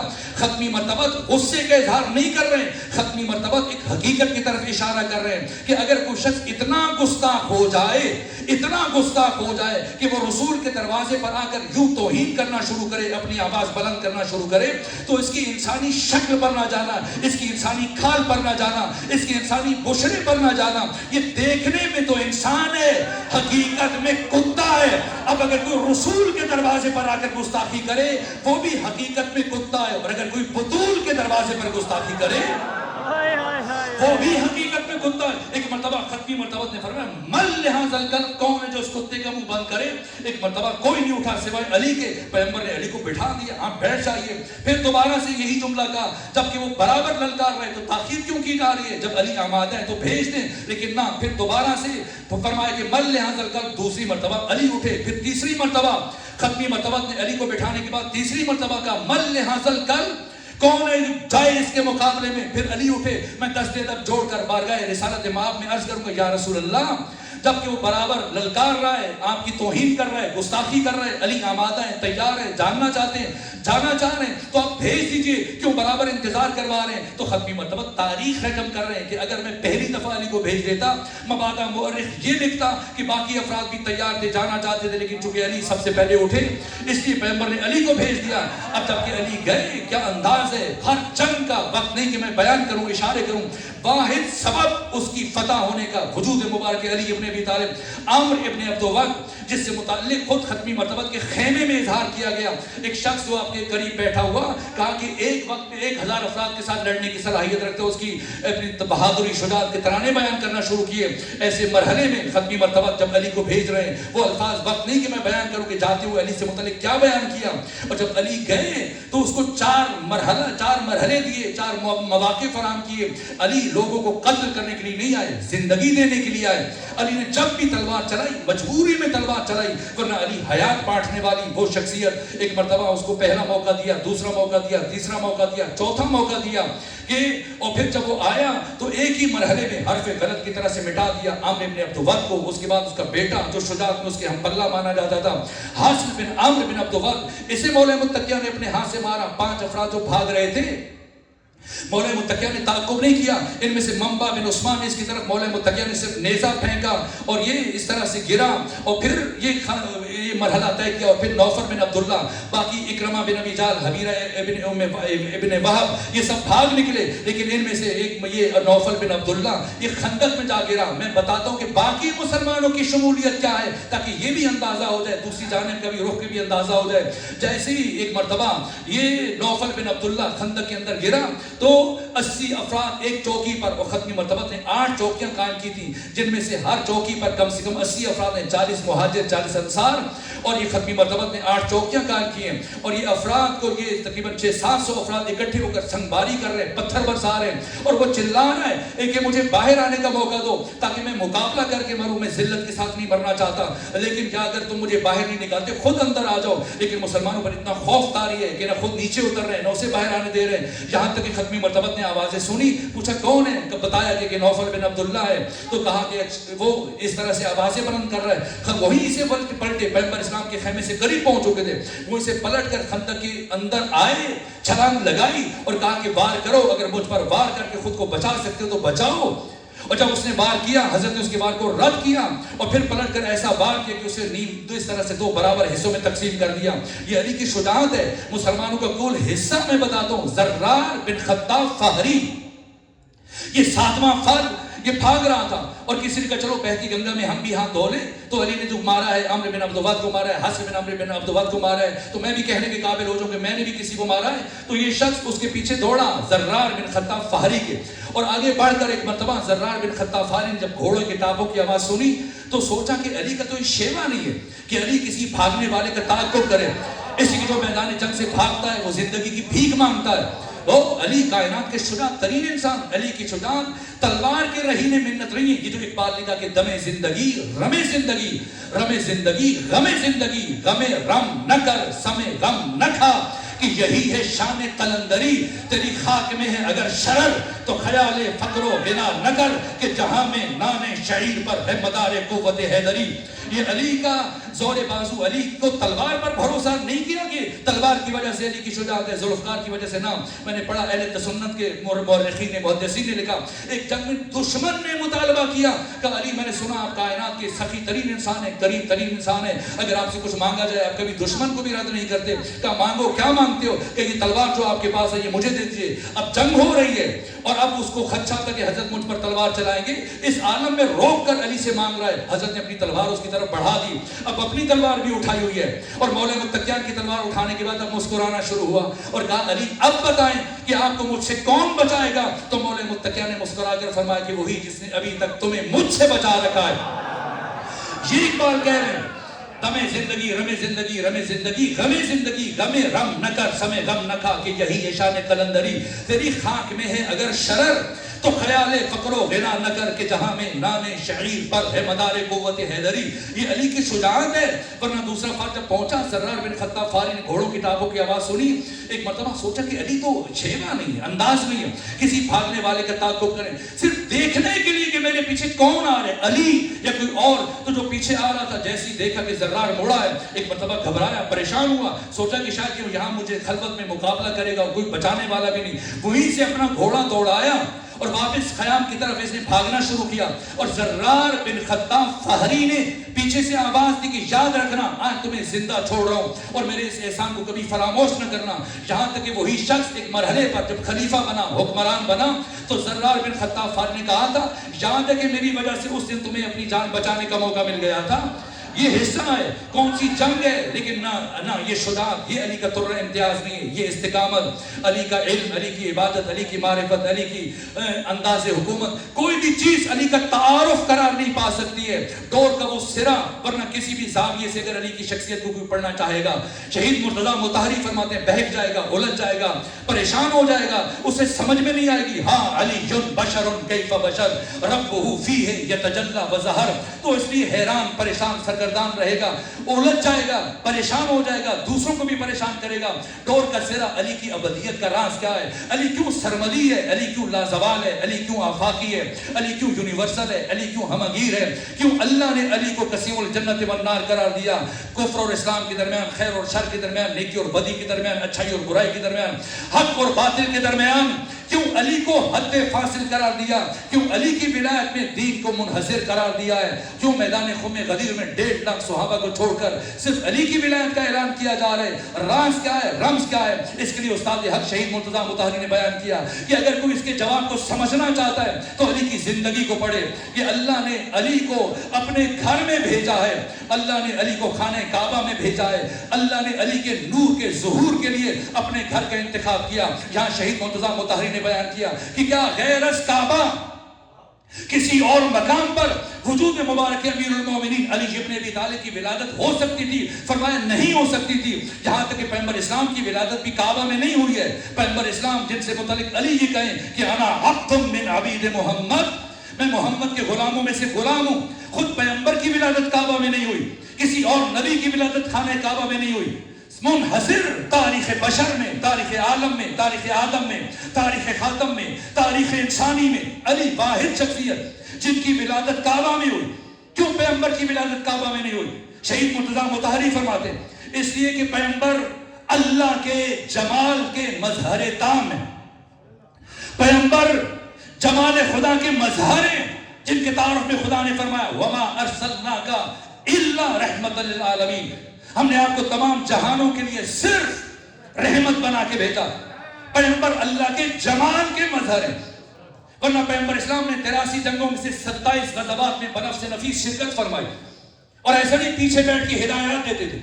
نہ ابن خلدون نے لکھا ہے, اور امام شمس الدین ذہبی تاریخ الاسلام میں, اور ابو الفدا ابن کثیر نے البدایہ والنہایہ میں سب نے تصریح کی. طبری نے لکھا پیغمبر اسلام ہر جنگ میں سب سے اول, سب سے پہلے, سب سے آگے دشمن کے مقابلے میں جاتے. اور مولانا متقیان نہج البلاغہ میں بیان فرماتے کہ جب گھمسان کا رنگ پڑتا تھا اور دشمن کی طرف سے تیروں, تلواروں, نیزوں کی بارش ہوتی تھی تو صحابہ کرام پیغمبر اسلام کے دامن میں پناہ لیتے تھے. پیغمبر اسلام اس کائنات کے شجاع ترین انسان, لیکن پوری زندگی میں 83 جنگوں میں سے 27 میں شرکت فرمائی. ان 27 غزوات میں کوئی کافر آپ کے ہاتھ سے قتل نہیں ہوا, حتی زخمی نہیں ہوا. کیوں؟ کیا تلوار چلانا نہیں جانتے تھے؟ کائنات کی شجاع ترین شخصیت ہے, تلوار بھی ہاتھ میں, پھر کیوں کوئی کافر نہیں مارا گیا؟ کہا اس لیے کہ پیغمبر اسلام اللہ کے جمال کے مظہر ہیں, اور علی ابن ابی طالب اللہ کے جلال کے مظہر ہیں. اور اس پوری کائنات میں سوائے اللہ کے گھر خانہ کعبہ کے کوئی بھی دوسرا مقام اللہ کے جلال کے ظہور کی تجلی کو تحمل کرنے کی صلاحیت نہیں رکھتا تھا. اس لیے علی کعبہ میں آئے, شہادت مسجد میں. کیا کسی دوسرے مقام پر حضرت کی شہادت ممکن تھی، شہید مطہری نے لکھا ممکن نہیں تھا. کیوں؟ کہ صرف اللہ کا گھر، خانہ خدا، مسجد اللہ کے جلال کی شہادت کے بارے گراں کو تحمل کرنے کی صلاحیت رکھتی تھی. آغاز اللہ کا گھر، انجام اللہ کا گھر. علی جب دنیا میں آئے پہلا کام سجدہ کیا. جب دنیا سے رخصت ہونے لگے آخری کام سجدہ کیا. علی کی ساری زندگی ان دو گھروں کے درمیان، ان دو سجدوں کے درمیان گزری. ان دو گھروں کے بیچ علی نے 63 سال گزارے. علی کی زندگی کا کمال وہ وہ اینک جسے لگا کر انسان سیرت علوی کا مطالعہ کر سکتا ہے، پھر بھٹکے گا نہیں، پھر علی کے تمام تر فضائل کی راز اور رمز کو سمجھنے میں کامیاب ہو جائے گا. یہ شہید مرتضیٰ مطہری نے بیان کیا. کیا ہے کہ علی کے 63 سال آغاز سے انجام تک، ان 63 سالوں میں ان دو گھروں کے درمیان، ان دو سجدوں کے درمیان علی نے 63 سال زندگی گزاری. اور ان 63 سالوں کے کسی ایک لمحے کے کروڑویں حصے میں بھی علی نے کسی بشر کو اپنی جانب متوجہ نہیں ہونے دیا، ہمیشہ خدا کی طرف بلایا. یہ بہت وزنی بات ہے، یہ روح کلام ہے، یہ جان کلام ہے، یہ علی کے تمام تر فضائل کے راز و رمز ہے. اسی لیے علی نے اپنے تعارف میں فرمایا ما للہ آیت اکبر منی، انا آیت اللہ العظمی، انا آیت اللہ الکبریٰ. آخر کیا وجہ؟ مریم قدیسہ ہیں، بطول ہیں، معصومہ ہیں، اللہ کے گھر میں رہتی ہیں، مسجد میں زندگی گزار رہی ہیں. سورہ بقرہ آل عمران آیت نمبر 37 پروردگار فرما رہے وَكَفَّلَهَا زَكَرِيَّا. آپ کے خالو جناب زکریا نے مریم کی کفالت کی. اور پروردگار فرما رہے کلما دخل علیہا زکریا المحراب وجد عندها رزقا. جب بھی جناب زکریا محراب عبادت میں داخل ہوتے دیکھتے مریم کے پاس مختلف کھانے پڑے ہیں، جنت کی نعمتیں ہیں. قال یا مریم انا لک ھذا، یہ کدھر سے؟ قالت هو من عند اللہ، یہ خدا بھیجتا ہے میرے لیے. مریم کے لیے مسلسل جنت سے کھانا آتا رہا. یا علی کھانا آتا رہا، سالہ سال نہیں اللہ کے گھر میں. لیکن جب عیسیٰ معصوم نبی کی ولادت کا مرحلہ آیا پروردگار نے کیا فرمایا؟ اب یہاں سے جائیے، سمجھنا ہے فرق کو. عیسیٰ کون ہے اور علی کون ہے؟ فاطمہ بنت اسد کو بلایا جا رہا ہے، مریم جو قدیسہ ہیں، معصومہ ہیں، بطول ہیں، خدا بھیج رہا ہے. تعجب کر رہی ہیں، کہا یہ جائے ولادت نہیں ہے، اب یہاں سے جائیے. اور گئی. اور وہ مرحلہ میں نے روایات میں پڑھا کہ 3 مواقع پہ قبر منہ کھولتی ہے، موت بہت قریب ہوتی ہے. ان میں سے ایک جب کہ خاتون کیا کسی بچے کی ولادت ہوگی، مشکل مرحلہ طے کیا. اور اس کے بعد جب عیسیٰ کی ولادت ہوئی تو نقاہت محسوس کی، کمزوری محسوس کی، ناتوانی محسوس کی. تو اب انتظار کرنے کہ وہ خدا جو بن مانگے سالہ سال کھانا بھیجتا رہا، کچھ کھانا آ جائے. سورہ بقرہ مریم آیت نمبر 25. جناب مریم خدا سے خواہش کر رہی ہے، آج مانگنا پڑ رہا ہے، پہلے بن مانگے آتا ہے. اور جب مانگا تو سورہ مریم آیت 25 فَهُزِّي إِلَيْكِ بِجِزْعِ النَّخْلَةِ.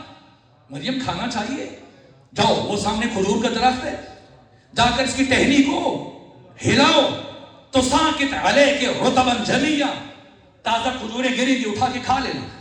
مریم نے سوال کیا پروردگار اتنے سال تیرے گھر میں رہی، بن مانگے کھانا آتا رہا، آج جب کہ مجھے ضرورت ہے اور میں خود مانگ رہی اور تو مجھ سے کہہ رہا کہ چل کے ٹہنی ہلاؤں تو ساکت علیک رطبا جنیا، کھجوریں گری دی اٹھا کے کھا لینا. کیا فرمایا پروردگار نے؟ فرمایا مریم پہلے تمہارے دل میں صرف میری محبت تھی، آج تمہارے دل میں میرے غیر کی محبت آ چکی ہے. سمجھنا اس راز کو جو استاد حق شہید مرتضیٰ مطہری نے بیان کیا. بہار انوار کی 38 نمبر جلد میں ملا باقر مجلسی نے حدیث بیان کی، علماء اہل تسنن نے بیان کی. علی کون ہے؟ حب علی حب اللہ و ولایتہ ولایت اللہ. علی کی محبت خدا کی محبت ہے، علی کی ولایت خدا کی ولایت ہے. کیوں علی سے محبت، خدا سے محبت ہے؟ راز کیا ہے؟ اس کو شہید مرتضیٰ مطہری نے بیان کیا. 3 دن جناب فاطمہ بنت اسد خانہ کعبہ کے اندر قیام پذیر ہوئی. 3 دن برابر کھانا آتا تھا. پہلے اپنے گھر میں ابو طالب اہتمام کرتے تھے, علی کے آنے پر جنت سے کھانا ہے. بالکل برعکس ہے. راز کیا ہے, رمز کیا ہے, اس کو شہید مرتضیٰ مطہری نے بیان کیا. اگر کچھ جاننا چاہتا ہے کہ علی کون ہے, یہ پیغمبر نے فرمایا علی شن ممسوس فی ذات اللہ. علی سر سے لے کے پاؤں تک عشق خدا میں غرق ہے, معرفت خدا میں غرق ہے. تب سمجھ میں آئے گا کیوں اللہ نے ذات امیر المومنین کو میزان قرار دیا, مقیاس قرار دیا, معیار قرار دیا. ہر مرحلے میں سینے میں سکت نہیں اور سفر درپیش ہے. میں سمیٹنا چاہتا ہوں, بس 2 جملے عرض کروں, بات تمام ہو جائے. یہ علی کی زندگی کا تشخص ہے. یہ وہ دید, وہ اینک ہے جو لگا کر انسان علی کی سیرت کو پڑھے گا تو بھٹکے گا نہیں. یہ شہید مرتضیٰ مطہری نے بیان کیا. علی کون ہے؟ فرمایا انا آیت اللہ العظمیٰ, میں ہوں آیت اللہ العظمیٰ. انا آیت اللہ الکبریٰ, میں ہوں آیت اللہ الکبریٰ. ما للہ آیت اکبر منی, اللہ کی کوئی آیت مجھ سے بڑی وجود نہیں رکھتی. یہ جو ہم مجتہدین فقہا کو آیت اللہ کہتے ہیں, یہ مجازن کہتے ہیں. جیسے محمد علی جناح, انہیں ہم قائد اعظم کہتے ہیں. اس کائنات میں قائد اعظم رسول اللہ ہے, ہم سے بڑا کوئی قائد نہیں. ہم جو محمد علی جناح کو قائد اعظم کہتے ہیں نسبی اعتبار سے, پاک و ہند میں جب باقی سیاست مداروں کی نسبت تقابل کرتے تو ان کی نسبت محمد علی جناح سب سے بڑے قائد. اسی طرح جب انسانوں کے درمیان ہم تقابل کرتے ہیں باقی لوگوں کے بیچ, دنیا کے دوسرے انسانوں میں سے ان علماء کو, فقہا کو, مجتہدین کو, تو نسبی اعتبار سے ہم سب کی نسبت, انہیں ہم خدا کے قریب تر محسوس کرتے ہیں. انہیں دیکھ کر ہم خدا کی طرف متوجہ ہوتے ہیں. اس لیے ہم انہیں آیت اللہ کہتے ہیں, آیت اللہ العظمیٰ, نسبی اعتبار سے, اپنی نسبت سے. استاد شہید مرتضیٰ مطہری فرماتے ہیں علی الاطلاق اس کائنات میں اگر کوئی آیت اللہ ہے, آیت اللہ العظمیٰ, وہ خود علی فرما رہے ہیں. اور آیت کا معنی جیسے امام راغب اصفہانی نے مفردات راغب میں بیان کیا, آئینہ, یعنی میں ہوں آئینہ پروردگار. کیا کام کرتا ہے آئینہ؟ اگر میں آپ سے پوچھوں کیا آپ میں سے کسی نے آئینہ دیکھا, کیا فرمائیں گے؟ دیکھا ہے؟ نہیں دیکھا, نہیں دیکھا. مجھے بتائیے کیا آپ آئینہ دیکھنے کے لیے آئینے کے سامنے کھڑے ہوئے تھے؟ نہیں, خود کو دیکھنے کے لیے.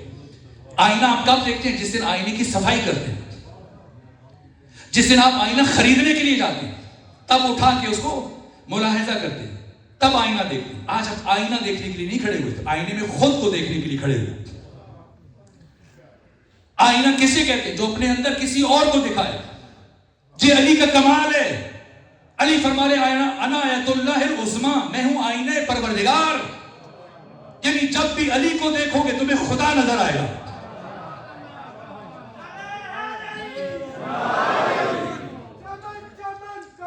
میں شرمندہ ہوں, میں معافی چاہوں, بے ادبی معاف کیجیے گا. آخر یہ بنیادی ترین سوال ہے. علی شناسی کے لیے پہلا مرحلہ ہے جسے طے کرنا ناگزیر ہے. خدا سبحان کی عبادت میں کوئی شریک نہیں. وما خلقت الجن والانس, ماں کے بعد جب اللہ آ جائے مفید حسر ہے. میں نے تمہیں صرف اور صرف اپنی عبادت کے لیے خلق کیا. ما اريد منهم من رزق, مجھے جنوں سے انسانوں سے کوئی رزق نہیں چاہیے. وما اريد ان يطعمون, نہ میں اللہ یہ چاہتا ہوں کہ انسان جن مل کر مجھے کھانا کھلائے. نہ, ان اللہ هو الرزاق ذو القوة المتین, اللہ خود رزق دینے والا ہے. اللہ صاحب قوت ہے, اللہ صاحب استحقاق ہے. وَقَضَىٰ رَبُّكَ أَلَّا تَعْبُدُوا إِلَّا إِيَّاهُ, تمہارے رب کا یہ قطعی فیصلہ ہے کہ تم اس کے علاوہ کسی کی عبادت نہ کرو. اللہ نے صرف ہمیں عبادت کے لیے خلق کیا, اور جس ہستی نے عبادت کا تعارف کروایا, پیغمبر اسلام, کیا ہے عبادت؟ فرمایا علی کو دیکھو. النظر الی وجہ علی ابن ابی طالب عبادت. علی کو دیکھو, خدا کی عبادت. صرف دیکھنا نہ, ذکر و علی شین عبادت. علی کا ذکر کرو, خدا کی عبادت. پھر فرمایا حب و علی شین عبادت. علی سے محبت کرنا خدا کی عبادت ہے. کیا ربط ہے دو باتوں میں؟ زیارت علی کی, عبادت خدا کی. محبت علی سے, عبادت خدا کی. ذکر علی کا, عبادت خدا کی. کیا ربط ہے؟ امام اہل سنت ابن ابی الحدید متزلی, متوفا 656 ہجری, انہوں نے شرح نہج البلاغہ کے اوائل میں یہ بات لکھی ہے، کہا کہ اس کائنات میں فضیلتوں کے میدان ہیں، جیسے شجاعت ہے، سخاوت ہے، استقامت ہے، باقی تمام میدان، ان تمام میادین فضیلتوں فضائل میں علی سب سے اول، سب سے آگے، سب سے پہلے۔ لیکن ایسا نہیں کہ باقی افراد موجود نہ ہو، نہ، اور بھی، اگرچہ علی سب سے پہلے ہیں، اول ہے، آگے ہیں، لیکن اور بھی سخی ہیں، اور بھی شجاع ہیں، اور بھی دیگر فضائل کے حامل ہیں۔ لیکن ایک میدان فضیلت، ایک میدان شرف اور ایک میدان کمال وہ ہے جس کا یکتا و تنہا شاہ سوار صرف اور صرف علی ابن ابی طالب، یہاں تک کہ کوئی نبی بھی اس میدان میں علی ابن ابی طالب کی ہم پلہ نہیں ہو سکتا۔ ابن ابی الحدید معتزلی متوفا 656 ہجری لکھا ہے کہ علی اس درجہ فنا فی ذات توحید تھے، یہ جو پیغمبر نے فرمایا، علی جن ممسوس فی ذات اللہ۔ کیوں علی سے محبت؟ خدا سے محبت ہے۔ کیوں علی کو دیکھنا عبادت ہے؟ کیوں علی کا ذکر عبادت ہے؟ کیوں علی سے محبت کرنا عبادت ہے؟ کہ علی اس درجہ فنا فی ذات توحید ہے۔ اس سے پہلے کہ میدان معرفت توحید پروردگار، کوئی نبی بھی اس میدان میں علی کی برابری نہیں کر سکتا، اور علی اس درجہ فنا فی ذات توحید تھے۔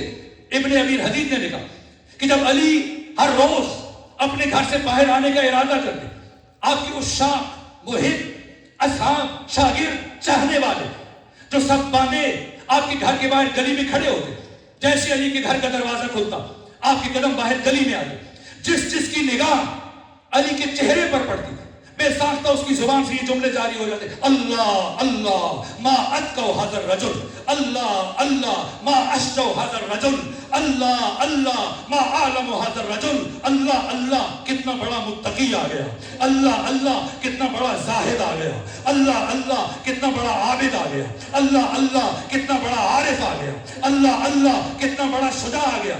ابن ابی حدید کہتے ہیں وہ انسان جسے دیکھتے ہی لوگوں کی زبانوں پر نام خدا جاری ہو جائے، اس کائنات میں وجہ اللہ کہلانا صرف اسی علی کی شایان شان ہے۔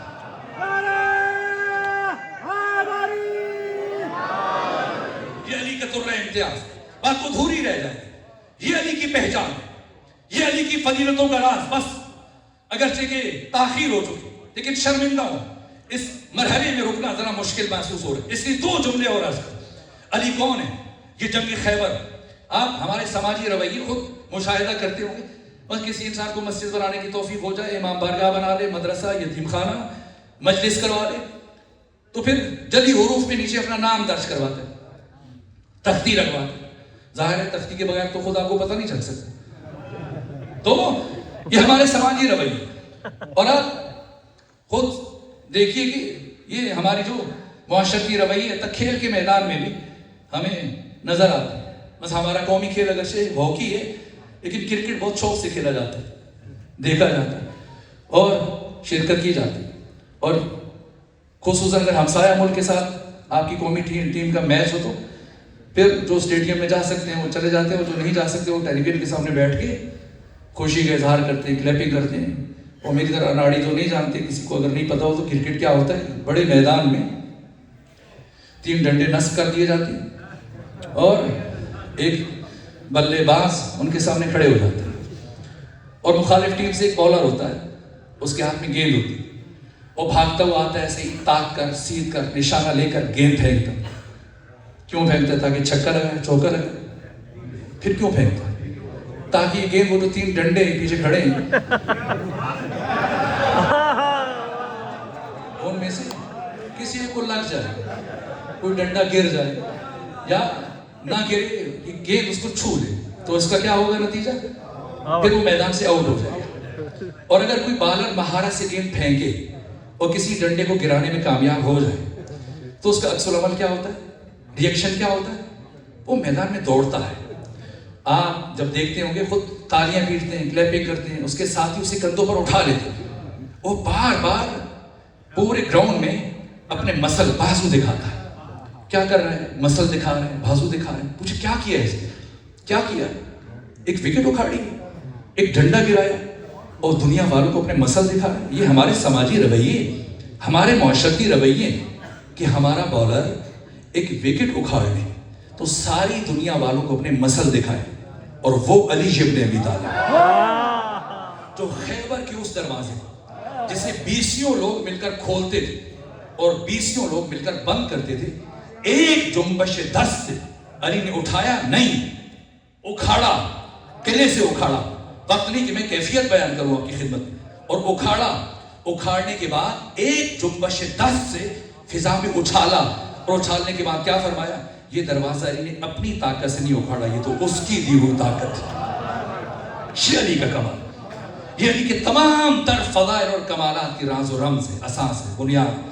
اور آخری جملہ، اسی جنگ خیبر کے موقع پر مال غنیمت جب تقسیم ہوا تو مولا متقیان کے حصے میں ایک سونے کی تاروں سے بنی ہوئی زرین انمول ایک قیمتی چادر ہے، اور یہ چادر خود مرحب اڑا کرتا تھا، اور یہ مولا متقیان کے حصے میں آئی مال غنیمت کے طور، اور اتنی دیدہ زیب تھی، اتنی خوبصورت تھی کہ سب گھوم کر مڑ کر چادر کی طرف دیکھتے تھے، اور ہر ایک کی خواہش کی کاش یہ چادر مجھے مل جائے، پہچاننا ہے علی کون ہے۔ یہاں تک کہ ایک صحابی روایت کرتا ہے کہ ہم خیبر سے چلے مدینے کی جانب، ابو العلا مودودی نے لکھا ہے کہ پہلی مرتبہ مسلمانوں کو جنگ خیبر کی کامیابی کے بعد پیٹ بھر کے کھانا نصیب ہوا، اس سے پہلے فقر تھا، اور اتنی دولت کی ریل پیڑ ہوئی خیبر کی کامیابی کے بعد کہ مسلمانوں کے بچے مدینے کی گلیوں میں سونے چاندی کے سکوں سے، درہم و دینار سے کھیلتے ہوئے نظر آ رہے تھے، اور ام المومنین عائشہ سے روایت کہ پہلی مرتبہ ہمیں خیبر کے بعد پیٹ بھر کے کھجوریں کھانا نصیب ہوئی، کس کی وجہ سے؟ علی کی وجہ سے، ورنہ پوری جنگ کا احوال جو بیان کیا مرحوم اظہر حسن زیدی صاحب نے، میں تو جاہل ہوں بات پھیلا دیتا ہوں، تو کیا خوبصورت انداز میں کہا، پوری جنگ کا احوال بیان کیا، سابقہ دنوں کا سارا نقشہ کھینچا، کہا علی سے پہلے جو بھی جاتا تھا، جاتے ہو کیا حالت ہوتی تھی، آتے ہو کیا کیفیت ہوتی تھی، کہا جاتے تھے جھنڈا لے کر، آتے تھے ڈنڈا لے کر۔ جنگ خیبر کا فاتح صرف اور صرف علی، اور یہ ساری کامیابی جو مسلمانوں کو ملی علی کی وجہ سے، اور آپ کے حصے میں سونے کی تاروں سے بنی ہوئی چادر، اور حضرت چلے اب خیبر سے مدینے کی جانب 140 میل کا فاصلہ ہے، اور صحابی روایت کرتے ہیں کہ سارے سفر میں باقی صحابہ اپنے اپنے حصے کا مال غنیمت اٹھائے خوشی خوشی گھروں کی طرف چل رہے تھے کہ گھر پہنچے، یہ سارے تحائف کی چیزیں، یہ مال غنیمت اپنے گھر والوں کو دیں، بچوں کو دیں، تو کہا کہ میں کسی اور کے ہمراہ چلنے کے بجائے علی کے ساتھ ہو لیا، اور میری خواہش تھی کہ کسی طرح سے یہ چادر مجھے مل جائے، اور میں علی کے مزاج کو جانتا تھا، مجھے پتا تھا کہ علی کو سونے چاندی ان دنیا کی چیزوں سے کوئی شغف نہیں ہے، اور مجھے اندازہ تھا کہ علی یہ چادر گھر لے کر نہیں جائیں گے، کسی کو دے دیں، تو میں کوشش کروں شاید علی یہ چادر مجھے دے دیں، تو اس لیے سارے سفر میں ہر تھوڑا سفر طے ہونے کے بعد میں علی سے خواہش کرتا اور میں بات چھیڑ دیتا، کتنی عمدہ چادر ہے، کتنی خوبصورت چادر ہے، کتنی دیدہ زیب ہے، کتنی قیمتی ہے، کیا عمدہ بناوٹ ہے، تاکہ علی متوجہ ہو، میری دلچسپی کو محسوس کر کے یہ چادر مجھے دے دے۔ لیکن جب بھی میں بات چھیڑتا علی کو دوسری بات کرتے اور مجھے ٹال دیتے اور مجھ سے اس بارے بات نہ کرتے، لیکن میں کچھ تھوڑا سفر طے کرنے کے بعد دوبارہ پھر وہی بات کرتا، یہاں تک کہ خیبر سے لے کر علی کون ہے مدینے تک، کیوں شیخ سعدی نے کہا اس علی آموز اخلاص عمل، علی کون ہے؟ کہا کہ خیبر سے مدینے تک سارے راستے ہر تھوڑا سفر طے ہونے کے بعد میں علی سے خواہش کرتا کہ اس طرح سے چادر کی بات کرتا، لیکن میری بات کو سنی انسنی کر دیتے، اور پھر میری حیرت بڑھنا شروع ہوئی، میں جانتا تھا علی کا یہ مزاج نہیں، علی یہ چادر گھر نہیں لے کے جائے گی، میرا تجسس بڑھا، حصے کو جکاوی اتنے عروج پہ پہنچی، اور میں یہ سوچ رہا تھا کہ علی کیا کریں گے، تو یہ جاننے کے لیے جبکہ باقی تمام اصحاب خوشی خوشی اپنے گھروں کی طرف جا رہے تھے، میں گھر جانے کے بجائے سیدھا علی کے پیچھے چل رہا تھا، اگر علی نے سارے راستے میں یہ چادر مجھے نہیں دی تو کیا کریں گے، کہاں لے کے جائیں گے، کیسے دیں گے؟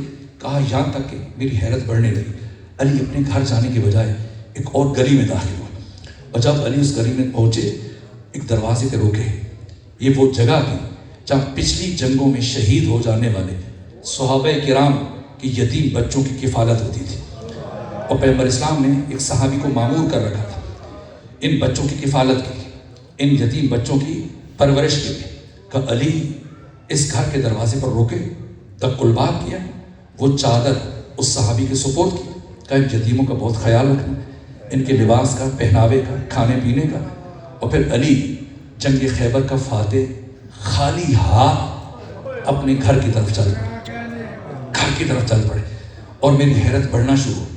اب میں اپنے گھر کی طرف جانے کا شوق میرا کم ہو گیا اور میری ساری توجہ اس جانے تھی کہ علی جو جنگ خیبر کے فاتح ہیں خالی ہاتھ گھر جا رہے ہیں. گھر چل کے کیا بات کریں گے؟ شاید اپنی زوجہ کو بتائیں گے میں نے اس طرح سے در خیبر اکھاڑا, ایسے مرحب کو مارا, ایسے انتر کو مارا. کیا بات کریں گے؟ کہا یہ گفتگو سننے کے لیے میں مولا متقیان کے پیچھے چلتا رہا, یہاں تک کہ علی نے اپنے گھر پہنچ کر دق الباب کیا.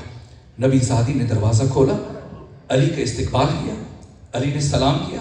سلام و جواب کے تبادلے کے بعد اب میں حالت انتظار میں تھا علی کیا کہیں گے. تو نبی زادی نے کہا امیر المومنین مسلسل آوازیں سن رہی ہوں, شور سن رہی ہوں, کسے فتح ملی, کون کامیاب ہوا, کون ناکام ہوا. یہ علی کی زندگی کا کمال جسے استاد حق شہید مرتضیٰ مطہری نے پوری کتاب میں اس طرح سے بیان کی. بس یہیں پر رک لو.